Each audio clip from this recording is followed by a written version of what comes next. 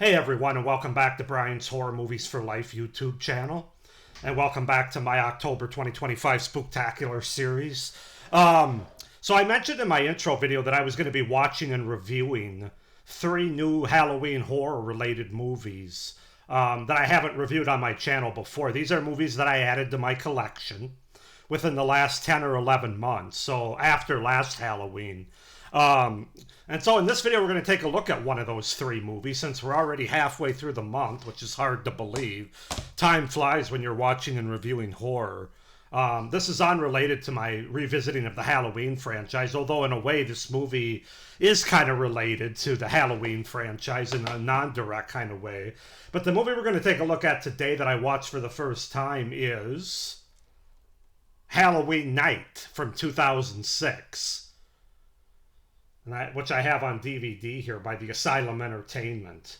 Yeah, Halloween Night is a movie that I got for cheap. I think I found it at I don't remember where I got it. I either got it on eBay or I got it at a thrift store or something, but I paid less than $5 for it. I know that. But Halloween Night, which is, it even said it's a direct ripoff of Halloween. Let's just call it what it is. And a very bad ripoff.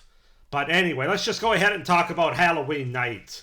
So Halloween Night is a 2006 American slasher mockbuster film produced by the Asylum. Now I want to take a moment and talk about what a mockbuster film is, because I didn't even know this was a word or this was a subgenre of horror until I watched this movie and prepared to do a review for it. Let me grab my phone here because I had the description up and it makes a lot more sense here. Sorry about this, guys. I should have been more prepared. But I want to get this right. 1 second here. Yeah, slasher mockbuster. A mockbuster, also known as a knockbuster or drafting opportunity, is a film created to exploit the publicity of another major motion picture with a similar title or subject. Well, you don't have to be Kreskin to know what that movie is. I mean, it's in the title, for Christ's sake. But yeah, that's what a mockbuster is. So you can comment down below if you were familiar with this term, if you've heard of it before. But that's what a mockbuster is, a film created to exploit the publicity of another major motion picture with a similar title or subject. So that's what this movie's doing here. But anyway, the film follows Chris Vale, who was admitted to an asylum at the age of 12 after witnessing his mother's rape and murder by 2 thugs hired by his father, who subsequently committed suicide.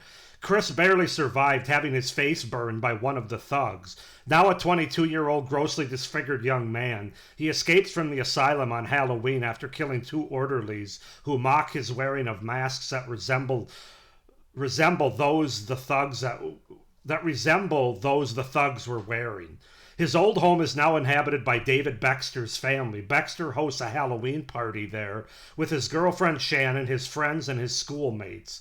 Vale kills a party-goer named Todd at a gas station, steals his costume and car, and drives to the party.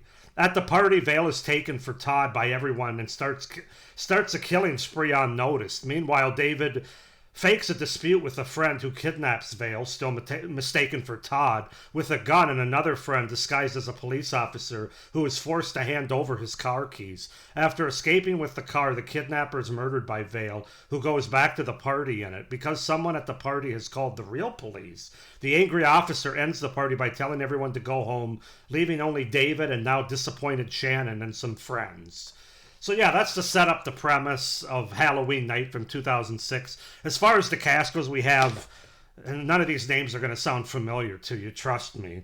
Derek Osadok as David Baxter, Rebecca Coken as Shannon, Scott Nuri as Christopher Vale, Sean Dury as Larry, Alicia Klein as Tracy, Erica Roby as Angela, and Amanda Ward as Kendall. So yeah, that's to set up the premise and the cast for the 2006 really bad Halloween movie known as Halloween Night. Yeah, as I said, it's a direct ripoff of Halloween. I think one of the reviews said it best when I was researching this movie. As a Halloween wannabe movie, this movie's horrible. as a standalone slasher movie, this movie's horrible. He kind of hit the nail on the head. I would definitely agree with the first one. If you're watching this thinking you're going to get a gorier version of John Carpenter's Halloween from 1978, you are going to get a gorier version, but you're going to get not just a worse movie, but a, what's the word I can use for it? Not even in the same stratosphere kind of Halloween movie with the same thought and writing that goes into it that went into John Carpenter's Halloween. If you're just looking for a standalone slasher movie with tits and gore, then I would recommend checking this one out if that's the case. So let's just talk about the things that I liked about Halloween Night from 2006. It does have some pretty good Halloween atmosphere, which is kind of what I was looking for with these. Why I got these three movies that I'm reviewing and watching for the first time this month. There is some good Halloween atmosphere with this Halloween party taking place here, and of course everybody's dressed up, Halloween costumes and the like.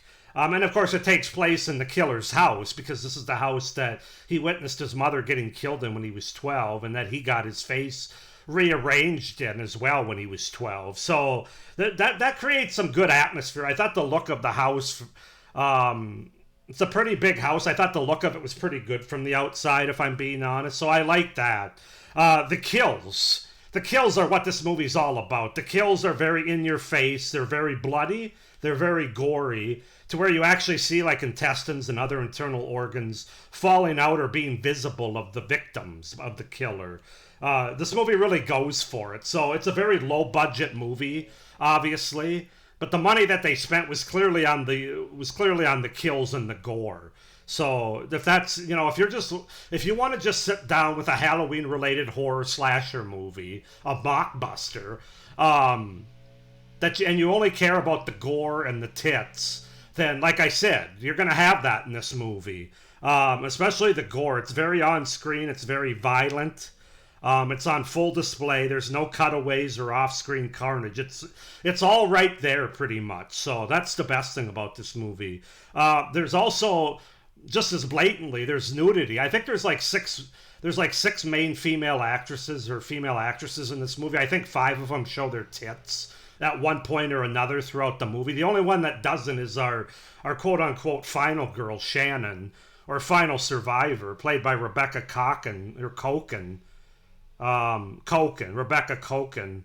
But everybody else, there's even a lesbian couple. And they show it twice, actually, including one where they're laying down on the bed getting it on. So there's that. Clearly,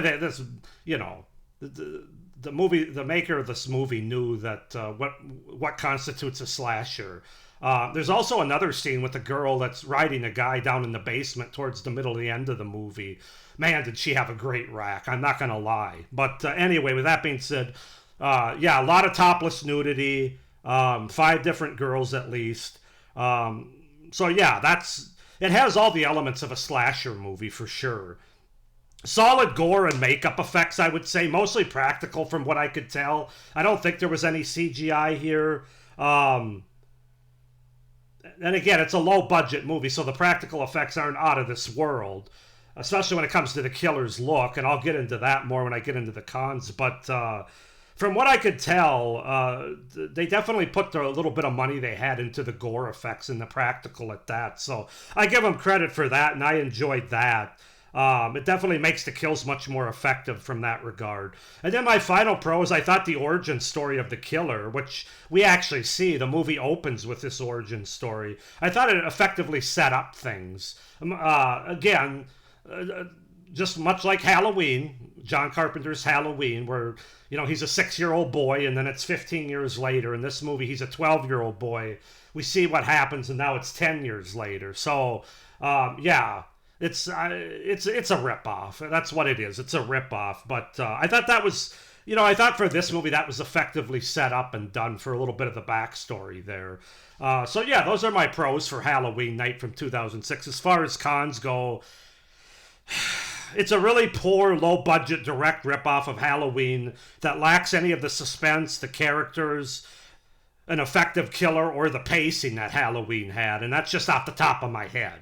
To even be compared to John Carpenter's Halloween as one of the great misjustices one of the great characters of just one of the great It's just a bad comparison.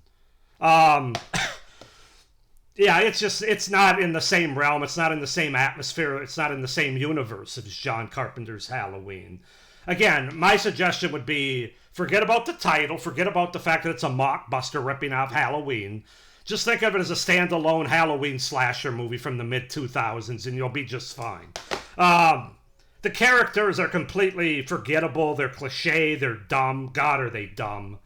And again, that's part of a slasher movie, I know, but I'm just pointing out the obvious here. I really didn't care about any of them or their outcome as far as surviving or dying. Also, the pacing is really piss poor in this movie, to where I was bored at certain points throughout the movie, even though there are a lot of kills and there's a high body count. They all kind of happen, I thought they all kind of happened close together towards the end. Otherwise, there's a lot of boring scenes, not much really happening, filler. Not effective in that regard. The acting is not the worst I've seen in a slasher movie, but certainly not good. A lot of no names didn't do much after this, young actors and actresses that frankly were in this movie, I think, because they look good than they actually can act good. I could speak as a guy, as a heterosexual guy. I can only speak for the females, but they all look great in this movie. From the little bit I know, I would assume that most of the guys look pretty good in this movie too. No judgment, but I mean that's what it is. They were trying to get butts in the seats, and the characters, the actors and actresses in this movie was part of the reason, and the fact they took off their tops to females. And then my final con, and I'm going to go into a little bit more on this one. The killer himself, you can kind of see on the back there. Well, with the lighting, this is what he looks like, and frankly, this looks better than he actually looks like in the movie. I think he's clearly wearing a rubber mask, at least at many times that you see him in this movie. Now, he's wearing a mask over his face. When I say his face, I'm talking about the rubber mask that you're not supposed to know it's a rubber mask, but clearly it is. And then he wears like a mask over the top of that. He takes the mask of the first person he kills, of the young people, not counting the two orderlies he kills to escape. He takes their mask. It's like a medieval kind of mask. That I didn't mind the mask. The mask of that costume was actually kind of cool, and the weapons that went with it. But as far as the killer goes, not only is he wearing a rubber mask when you actually see his burnt face, his deformed face, but on top of that, the killer himself is just a clumsy idiot. At one point, he does a somersault over a staircase rail guard or something. He gets his ass kicked by a female, one of the lesbian couple, one of the females from that couple. He gets his ass kicked. He's not Michael Myers. He isn't. In fact, I would say he's not even. He couldn't hold Michael Myers' jock. He's just a very weak, unconvincing, and kind of lame killer, to be honest with you. And I felt that more and more as the movie went on. So yeah, I'm not a big fan of the killer. And overall, this is a 5.5 out of 10 movie for me. Again, it's a movie I'm going to keep in my collection. I'll probably watch it every 2 to 3 Halloweens.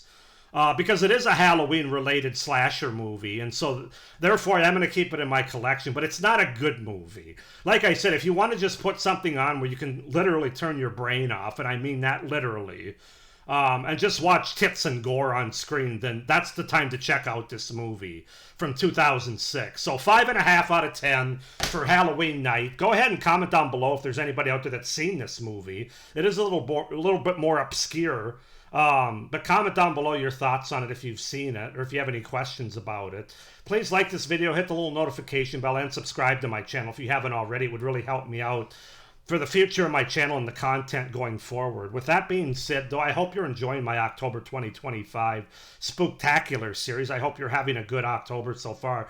Like I said, I can't believe we're already halfway through the month. I have so much more content to throw out on my channel in the next 16 days here for you guys. But with that being said, I hope everybody's doing well. But, as always, stay scared. Bye.